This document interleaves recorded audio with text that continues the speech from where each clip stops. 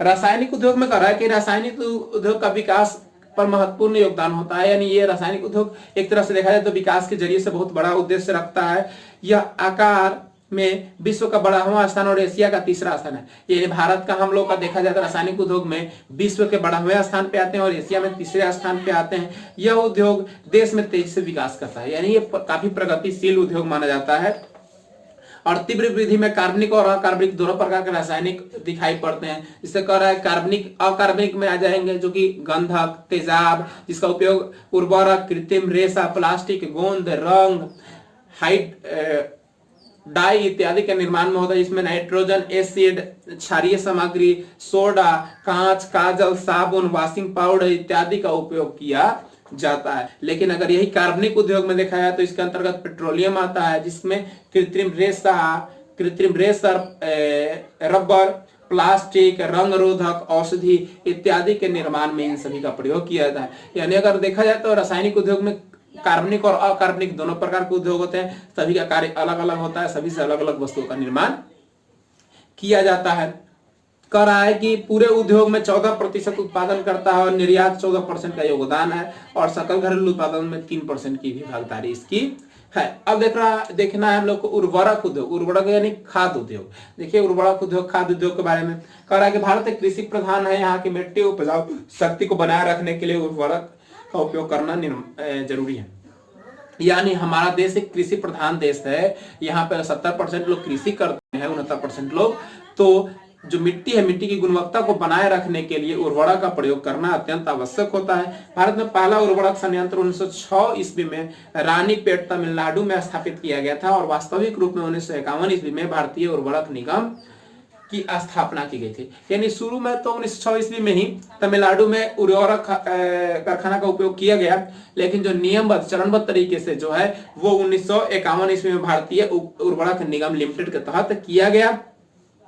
कह रहा है कि इसके उर्वरक निर्माण में गुजरात, तमिलनाडु, उत्तर प्रदेश, पंजाब, केरला 50% उर्वरक उत्पादन करते हैं। और इसके बाद कह रहा है कि आंध्र प्रदेश, उड़ीसा, राजस्थान, बिहार, महाराष्ट्र, असम, पश्चिम बंगाल, गोवा, दिल्ली, मध्य प्रदेश, कर्नाटक है। और प्राकृतिक गैस कह रहा है कि सहज सुलभता से भी देश के विभिन्न भागों में उर्वरक संयंत्र स्थापित किए जा रहे हैं। यानी उर्वरक का भी काफी बड़ा योगदान है और अन्य अन्य राज्यों में इसका निर्माण किया जाता है, क्योंकि उर्वरक हमारे लिए बहुत जरूरी है। क्योंकि भारत एक कृषि प्रधान देश है, यहाँ खेती अधिक होती है और खेती की गुणवत्ता को बनाए रखने के लिए उर्वरक की आवश्यकता होती है, मिट्टी की गुणवत्ता को बनाए रखने के लिए। आपका रहा है सीमेंट उद्योग, यानी आवास यानी घर निर्माण करने के लिए देश को ढांचागत तरीके से तैयार करने के लिए सीमेंट की आवश्यकता होती है। और भारत विश्व में सबसे बड़ा सीमेंट उत्पादक देश है। यानी सीमेंट उत्पादन में भारत का स्थान पहले स्थान पे आता है। भारत में कई तरह के सीमेंट उत्पादन होते हैं, जैसे कह रहा है कि साधारण पोर्टलैंड सीमेंट, पोर्टलैंड प्रोलोजाना, पोर्टलैंड ब्लास्टर फोर्स, फिर कह रहा है स्लैग सीमेंट, आयल वेल और सफेद सीमेंट इत्यादि जो है निर्माण किया जाता है। इसके निर्माण के लिए कच्चा माल में चूना पत्थर, कोयला, सिलिका, एल्युमिनियम, जिप्सम इत्यादि की आवश्यकता होती है। इनके बगैर सीमेंट निर्माण नहीं हो सकता है। कह रहा है कि भारत में पहला सीमेंट संयंत्र 1904 ईस्वी में चेन्नई में स्थापित किया गया था। इस उद्योग का विस्तार स्वतंत्रता के बाद अच्छे तरीके से हुआ और आज कह रहा है कि बड़े 159 को सीमेंट कारखाने हैं और 332 को क्या है, छोटे सीमेंट कारखाने। हाँ, प्रति वर्ष 1683 लाख टन सीमेंट का उत्पादन होता है। ये पहले का आंकड़ा 2008 के अकॉर्डिंग, ठीक है। अभी तो कई गुना बढ़ गया होगा।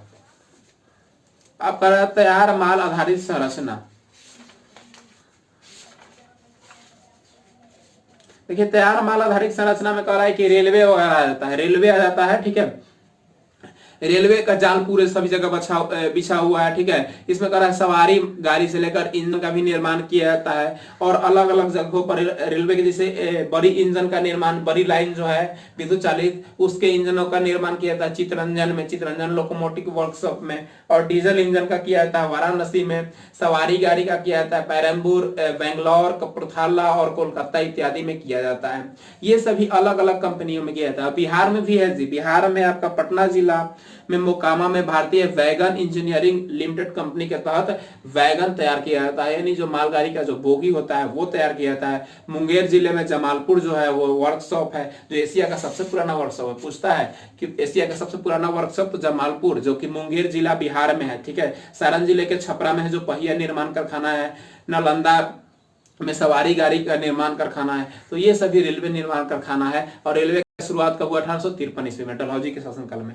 मोटर गाड़ी है, कह रहा है कि मोटर गाड़ी भी व्यापक तरीके से यहाँ से स्कूटर, बस, मोटरसाइकिल ये सभी का निर्माण किया जाता है। ट्रैक्टर, साइकिल बड़ी संख्या में किए जाते हैं। लखनऊ, सतारा, कानपुर, अहमदाबाद ये सभी जगहों पर क्या किया जाता है? बहुत तरह के मोटरसाइकिल, मोटर गाड़ी, ये ट्रैक्टर, मारुति ये सब का निर्माण किया जाता है। मारुति उद्योग दिल्ली के निकट गुड़गांव हरियाणा में है, जो कि टाटा इंजीनियरिंग लोकोमोटिव जो कि मध्यम और भारी व्यापारिक वाहनों का उत्पादन करता है। महिंद्रा एंड महिंद्रा नासिक में है। स्कॉर्पियो और बोलेरो का निर्माण करता है। टाटा नैनो का निर्माण गुजरात में होता है, जो कि सस्ती कारें बनाती है। इसके अलावा कह रहा है कि चेन्नई, पुणे और इंदौर जैसे जगहों पर निर्माण किया था। पोत यानी जल में चलने वाला, कह रहा है कि जल पोत भी एक बड़ा उद्योग है। इसमें विशाल पूंजी की आवश्यकता पड़ती है। देश में पोत निर्माण के 5 प्रमुख केंद्र है, जिसमें आपका विशाखापत्तनम, कोलकाता, कोचीन, मुंबई, मंझगांव इत्यादि ये सभी पोत निर्माण में आते हैं। पोत यानी जल पे चलने वाला जहाज। वायुयानी उद्योग देखते हैं, कह रहा है कि एक नया उद्योग है। वायुयानी उद्योग क्या है? नया उद्योग है, पूरी तरीके से सरकार के नियंत्रण में होता है। इसके लिए कारखाने हिंदुस्तान एयरक्राफ्ट लिमिटेड बेंगलोर 1940 में स्थापना की गई है। यानी वायुयान के निर्माण करने के लिए क्या चीज किया गया है? हिंदुस्तान एयरक्राफ्ट बेंगलोर की स्थापना की गई है, जो बेंगलोर में है। 1940 ईस्वी में इसकी स्थापना की गई है। फिर कहा इस कारखाने को 1964 ईस्वी में एरोनॉटिक्स लिमिटेड के साथ मिलाकर हिंदुस्तान एरोनॉटिक्स लिमिटेड बेंगलोर बना दिया गया, जिसका लोकप्रिय नाम क्या है? हाल है HAL, हिंदुस्तान एरोनॉटिक्स लिमिटेड होता है, ठीक है। भारतीय वायुयान इसी के तहत निर्माण किया जाता है, जिसमें कह रहा है कि कृषि में काम करने वाले जेट विंग, सुपरसोनिक जेट, अवरोधी विमान, बम वर्षक हेलीकॉप्टर, मिग ये सभी चीज निर्माण किया जाता है, जिसमें कि नॉर्मल यात्रा करने वाले से कि लड़ाकू विमान, ये सारी चीजों का निर्माण यही कंपनी के थ्रू किया जाता है। जिसमें बेंगलोर, कानपुर, नासिक के निकट, उड़ीसा, फिर कह रहा है कोरापुट, आंध्र प्रदेश, हैदराबाद में सब उद्योग का प्रमुख केंद्र है जहां निर्माण होता है। अब सूचना और प्रौद्योगिकी इलेक्ट्रॉनिक में आ जाएगा। कह रहा है कि यह उद्योग ज्ञान आधारित उद्योग कहा जाता है, यानी सूचना प्रौद्योगिकी इलेक्ट्रॉनिक उद्योग को ज्ञान आधारित उद्योग कहा जाता है। कह रहा है कि इसमें उच्च प्रौद्योगिकी और निरंतर शोध से संसाधनों को पूरा किया जाता है। बेंगलोर को इलेक्ट्रॉनिक उद्योग की राजधानी कहा जाता है या सिल्क नगरी कहा भी जाता है। बेंगलोर को क्या कहा जाता है? उद्योग थी इलेक्ट्रॉनिक उद्योग की नगरी कहा जाता है या सिल्क राजधानी भी कहा जाता है बेंगलोर को, याद रखिएगा ये सब चीज, ठीक है। कह रहा है कि इस उद्योग के अंतर्गत कह रहा है ट्रांजिस्टर से लेकर television, mobile phone, pager, radar, cellular phone, जैविक प्रौद्योगिकी प्रशिक्षण, कंप्यूटर यंत्र, हार्डवेयर, सॉफ्टवेयर ये सब का निर्माण बेंगलोर, मुंबई, दिल्ली, हैदराबाद, चेन्नई, कोलकाता, कानपुर, लखनऊ इत्यादि में किया जाता है। ये सभी केंद्र क्या है? इलेक्ट्रॉनिक और प्रौद्योगिकी संयंत्र केंद्र है, जहां पे इन सब चीजों का निर्माण किया जाता है। अब देखिए कह रहा है कि तैयार वस्त्रों में पोषक, कह रहा है कि तैयार वस्त्र एवं पोषक उद्योग, इसमें कह रहा है कि इस उद्योग में भारत को हल्का उद्योग पूरे विश्व में फैला हुआ है, यानी ये हल्के उद्योग क्या है? पूरे विश्व में फैले हुए हैं। इसका केंद्र लखनऊ, लुधियाना, कोलकाता, जयपुर, श्रीनगर, चंडीगढ़, सूरत, शाहदरा, माऊ इत्यादि है। मेरठ, मुर्शिदाबाद, आगरा, बुंदेलखंड ये सभी जो क्या है? रेडीमेड वस्तुओं का निर्माण करके पूरे विश्व में सभी देशों में भेजता है। संदर्भ सौंदर्य ही सुंदरता के लिए, सुंदरता के लिए भी कह रहा है कि बहुत सारे साबुन, तेल, पाउडर, लिपस्टिक, नेल पॉलिश, कृत्रिम ज्वेलरी इत्यादि का निर्माण किया जाता है। ये बहुत जगह फैला हुआ है, जिसमें कह रहा है कि जौनपुर का इत्र मशहूर है। चंदन एवं सौंदर्य के लिए मसूरी नगरी प्रसिद्ध है। अच्छे किस्म के साबुन के लिए मुंबई, पुणे, कोलकाता इत्यादि जो प्रमुख केंद्र है। दिल्ली, पश्चिम बंगाल इत्यादि में भी कृत्रिम ज्वेलरी यानी रोल गोल्ड जिसको आप लोग बोलते हैं वो सभी निर्माण किया जाता है। खिलौना के लिए भी कह रहा है, खिलौना उद्योग भी एक रोजगार का उद्योग है, जो कि चीन और जापान इलेक्ट्रॉनिक उद्योग का आयात करके काफी हमारे उद्योग को हरास किया है। और आज भी इस उद्योग में कई शहर जो विकसित हैं, जिसमें कह रहा है बनारस, कोलकाता, दिल्ली, चेन्नई, हैदराबाद, मदुरई, भोपाल ये सब हैं। किंतु चाइनीज जो कंपनी बनाती है उसके कारण हमारे भारतीय उद्योग को बहुत धक्का लगा है, क्योंकि वो सस्ते में बना के बेच दी और हमारा उद्योग में अधिक खर्च लगता है, इसलिए महंगा होता है।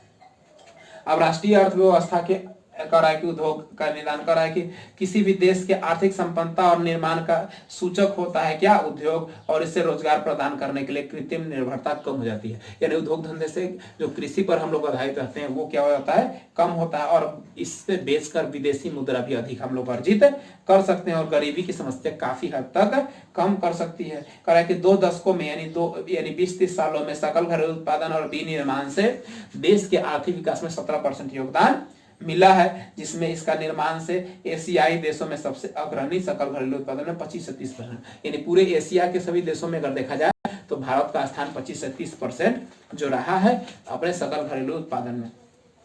और कह रहा है कि वैश्वीकरण पर इसका प्रभाव, यानी वैश्वीकरण का अर्थ है किसी भी देश का विश्व की अर्थव्यवस्था से जुड़ना। यानी इससे कह रहा है कि इससे ही उदारीकरण और निजीकरण के बारे में हम लोग पढ़ चुके हैं पिछले अध्याय में।